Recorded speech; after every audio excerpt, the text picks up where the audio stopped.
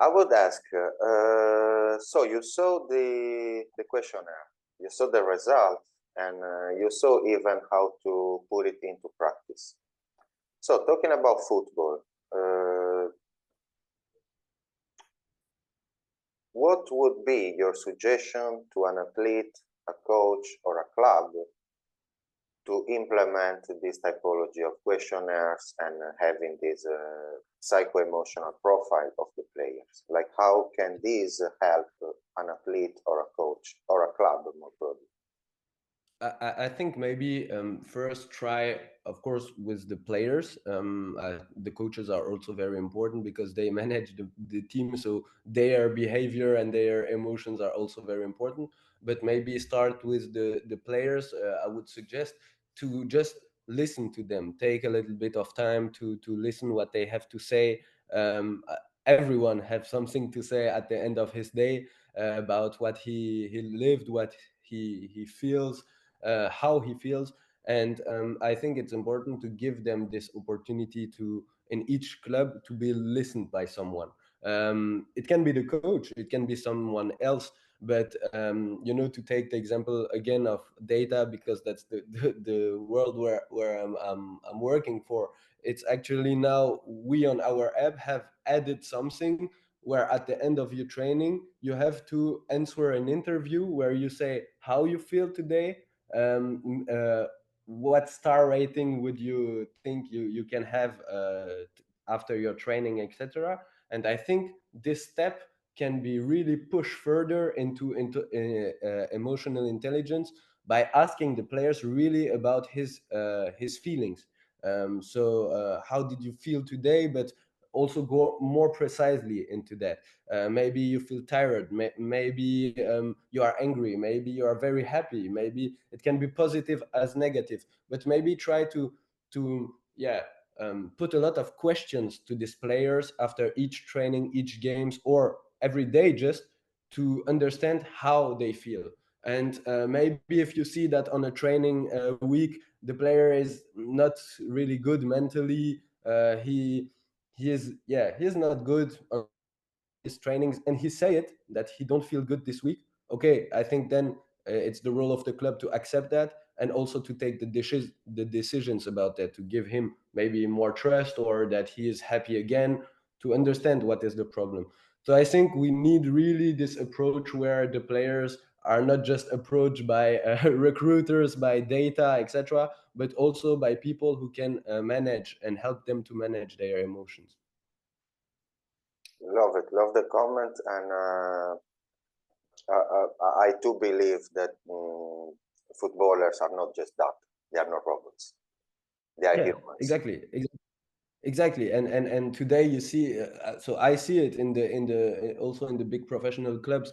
They want now to have more really like innovative things also for their young players who are like 12, 13, 14 years old. That's very good, but you need to educate these young players to that. So if it's data, you need to educate them with data. If it's emotional intelligence, you need to educate them about that, about feelings, etc. It can't be something that is really like brutal, that just arrive in their life and they don't know how to work with it. So I think that's the most important. Educate them to the professional world that they want to achieve with data. Help them to also be able to work with pressure, with all the problems you have when you are a professional player. So that goes in the same way to educate the players who are now younger and younger.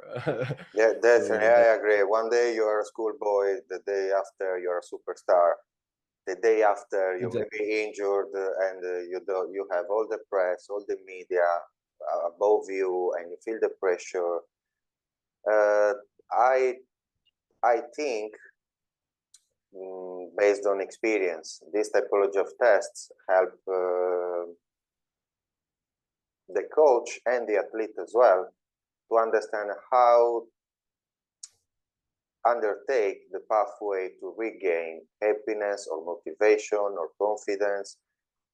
I just making an example, the bar of relationship skills when is very high, the coach or the club can leverage on that.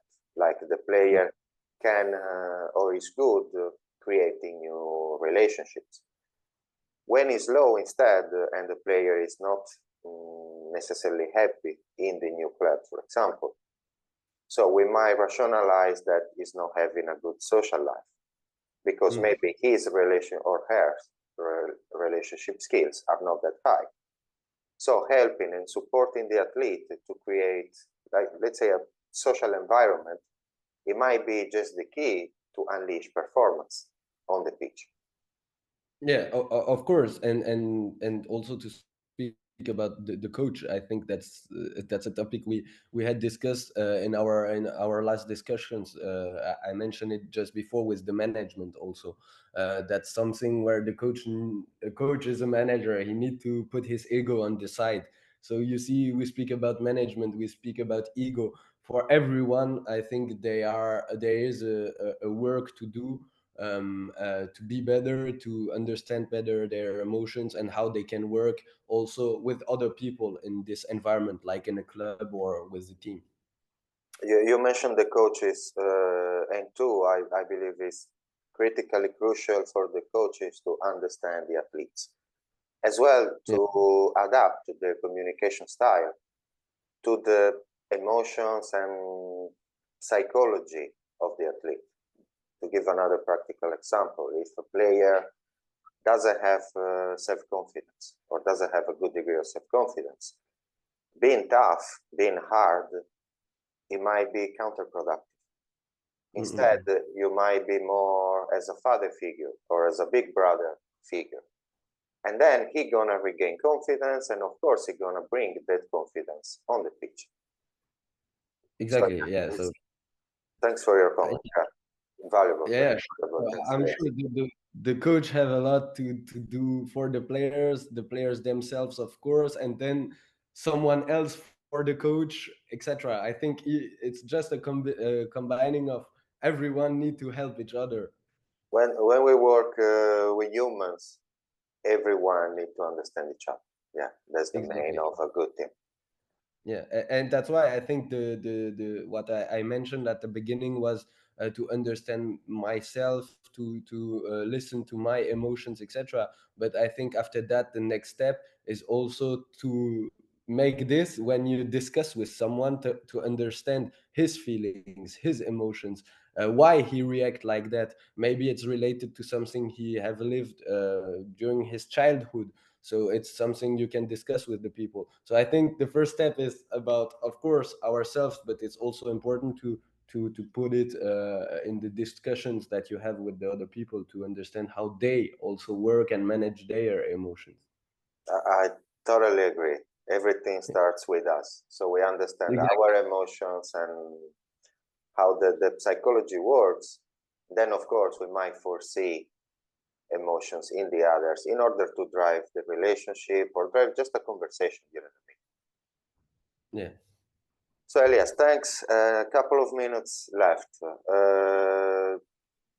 What would you say to someone that is not very sure about undertaking emotional intelligence coaching, or is, let's say, still on the door with a step in, with a foot in, but is not engaging yet? What would you say? Yeah, I would just say try it. It's something that sometimes you don't think about it. I was before Madrid, I was not thinking I will speak with someone who is working with emotional intelligence, etc. But it was just I walked around, I saw you accompany all these players, etc. And I was just thinking, what is he doing? And then when we discussed together, I totally understand, and I think it's in this discussion that then you understand. Okay, he accompanied the players for that, but that's now with players. But you can make it for with me, with everyone here. We are all humans, so of course you can do it with everyone, and everyone have the place also to say what he think about his feelings, etc. And that goes in emotional intelligence. So I think just try it. That can be something maybe that, yeah, you will not like, etc. But trying is not a problem. So if you have time, try it. I think it's the best way, and I'm very happy to be able now to have all this discussion together, because it's never finished. Emotions are always changing, we are always changing. So I know we speak now, but maybe in 10 years we will have new topics to speak about, and that's always like that. So try it, maybe you will like it this time and it's perfect. Maybe you will not like it this time, but in 5 years or in 10 years. But I'm pretty sure everyone needs to just try it. Thanks for your comment. I agree. Sometimes check into your emotions. It might be scary. It might be Yeah. painful sometimes as well. Okay, with a guidance, with a professional expert. Let's say you're not gonna suffer. You might feel the pain because, of course, we all have traumas. This is something that, I mean, it's the human being. With a professional guidance, you can use those traumas in the constructive way to be a better professional and a better person at home as well. So thanks a Yeah, lot of for course. your comment.